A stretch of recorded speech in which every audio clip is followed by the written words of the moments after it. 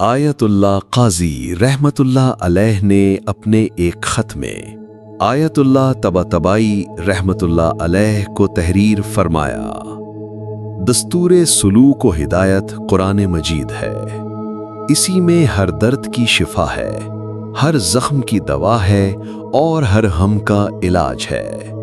یہی وہ کتاب ہے جو اہل اخلاص کی آنکھوں کا نور اور دلوں کا قرار ہے، علم و عمل اور حال باطنی کیفیت ہر زاویے سے۔